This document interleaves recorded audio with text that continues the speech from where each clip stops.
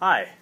So today I wanted to do a little behind the scenes of how I came up with that time lapse that I did the other week of the Joshua Tree National Park. A couple of weeks ago, or actually less than a couple of weeks ago, a good buddy of mine decided to do a backpacking trip out in Joshua Tree. So packed up our gear and we headed out to Joshua Tree to do some photography and hiking and just some fun. I'm not an expert at time-lapse photography, so this is just basically how I did this last time-lapse of the Starscape. And I'll just tell you guys how I came up with my shots. A couple of things. So when time-lapse photography, particularly Starscapes, you really need a nice clear night sky. So we took our chances when we went to Joshua Tree, and we got lucky. It was a really nice clear sky. And in the desert, you kind of get that a lot because of there's no noise pollution or light pollution. I mean, a couple of things you'll need when to do time-lapse photography is you'll need, obviously an intervalometer. Some cameras, like a lot of the upper-level Nikon cameras, come with built-in intervalometers, so you can use that. I think they are limited though to 1,000 shots. I'm not sure, but in most cases that'll be totally fine. I bought one Velo intervalometer, which I love. It's just a little bit easier to control, not as menu-y when you go through the Nikon menus. It's very simple. You have like a timer setting, you have the interval setting, you have how many shots you want to take. You can go all the way to infinity or a specific number, and it's got like a beep setting. It's really good. You got to pick an intervalometer that's specific to your camera as well. I didn't get the Nikon one because this one's basically a Nikon knockoff, and it was less than half the price. I think I paid $52 for it, and it works perfect. It's awesome. You'll need a tripod. You need a really good tripod. Now, in most cases, what you'll think of is, when you think of tripods, you want like a carbon fiber tripod, the lighter and sturdy tripod.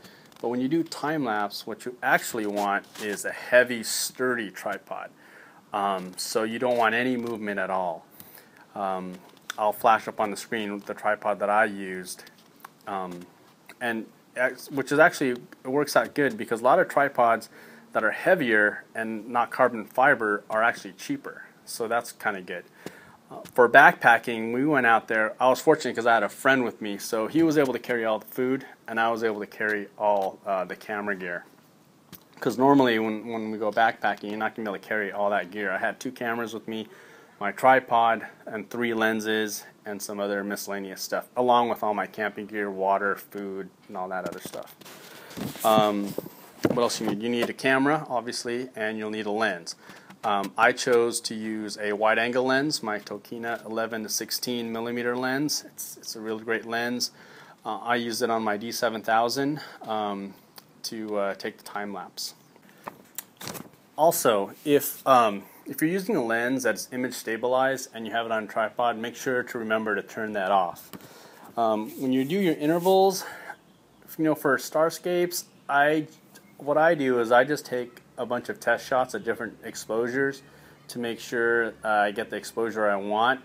In this case, in that time lapse I did with the Joshua Tree, my settings that I found that I liked were at f2.8, 23 seconds, at ISO 1600, and I had my Nikon D7000. I had the intervalometer set up to go every 25 seconds. So the exposures are 23 seconds, so there was a 2-second break between each shot, and I just left it at infinity. So it just went basically until the memory card filled up or the battery ran out. I just left the camera outside all night. Do remember to make sure you have enough battery life, and also a couple of other reminders is make sure your memory card has enough space. I have done time-lapse before where I forgot that my card's about half full and I just start it and it'll just run out of space. So make sure you have enough battery life and memory card space. You could choose to shoot in JPEG. This is like the one instance that I do shoot in JPEG. that I will shoot in JPEG. In this case, I had enough memory, so I wasn't worried about it, so I shot in RAW. But you can shoot in JPEG. Just make sure when you do that, you dial in everything manually. Well, you should dial in everything manually actually anyway. Especially your white balance. Make sure that is set, because you're not going to be able to correct it as easily when you shoot JPEG. A couple other reminders I wrote down here.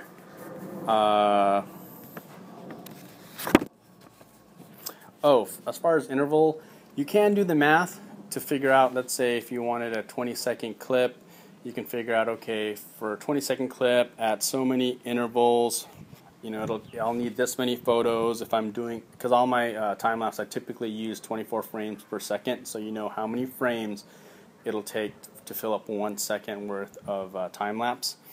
So you just kind of do the math, and then you can figure out, okay, your camera's going to basically be on for a half hour after you do all the math to figure out. I typically don't do that. I just let it run. You know, some things you'll kind of get a feel for it. So let's say you're taking a time lapse of a shadow moving across.